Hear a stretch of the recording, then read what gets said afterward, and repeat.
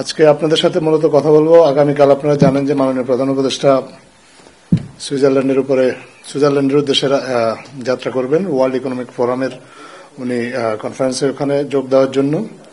তো এই বিষয়ে অল্প কিছু ডিটেলস আমি আপনাদের সাথে শেয়ার করতে চাই। উনি ওখানে আগামীকাল রাত 1টায় বাংলাদেশ ছেড়ে সুইজারল্যান্ডের উদ্দেশ্যে রওনা হবেন এবং 4 দিনের এই সফর শেষে 25 জানুয়ারি উনি দেশে ফিরে আসবেন। এই সফরে বেশ কিছু গুরুত্বপূর্ণ ডিগনিটারিজ আছেন যাদের সাথে উনি দেখা করবেন, দ্বিপাক্ষিক মিটিং করবেন। এর মধ্যে রয়েছেন জার্মানির চ্যান্সেলর ওলফ শোলস, ফিনল্যান্ডের প্রেসিডেন্ট আলেকজান্ডার স্টাব, বেলজিয়ামের কিং ফিলিপস এবং থাইল্যান্ডের প্রধানমন্ত্রী পেন্ট্রো সিনাওয়াত্রা।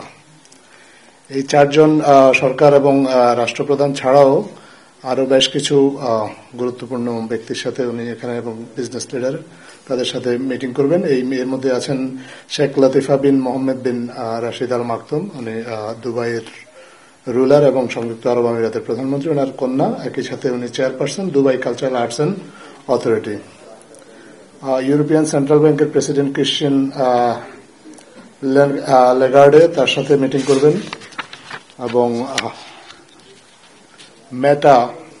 মেটার যে আপনি জানেন ফেসবুক যে কোম্পানিটা ওন করে, তাদের যে গ্লোবাল অ্যাফেয়ার্স এর প্রেসিডেন্ট নিকল্যাগ তার সাথে মিটিং করবেন এবং অ্যামনেস্টি ইন্টারন্যাশনালের জেনারেল সেক্রেটারি তার সাথে মিটিং করবেন। পাশাপাশি WTO ওয়ার্ল্ড ট্রেড অর্গানাইজেশন এর মহাপরিচালক তার সাথেও এই সফরে মিটিং করবেন। আর পাশাপাশি এই সম্মেলনে আসলে একটা খুব গুরুত্বপূর্ণ দিক হচ্ছে এখানে একটা বাংলাদেশ বিষয়ক একটা সেপারেট ডায়ালগ হবে, যেখানে বিশ্বের অনেক গুরুত্বপূর্ণ ব্যবসায়িক প্রতিনিধি বা ব্যবসায়িক নেতৃবৃন্দ পাশাপাশি এবং বেশ কিছু গুরুত্বপূর্ণ আন্তর্জাতিক প্রতিষ্ঠানের সিইও যারা এখানে যোগ দিবেন। এই ডায়ালগটা বাংলাদেশ ডায়ালগ যেটা, এটা বাংলাদেশের জন্য খুবই গুরুত্বপূর্ণ এবং এটা একটা রেয়ার অপরচুনিটি। সাধারণত উন্নত দেশগুলোই এ ধরনের ফোরামে এই জাতীয় ডায়ালগ করার সুযোগ পায়। বাংলাদেশ ডাব্লিউ ইকোনমিক ফোরামে প্রথমবারের মতো এই ধরনের ডায়ালগে অংশ নেওয়ার সুযোগ পেয়েছে।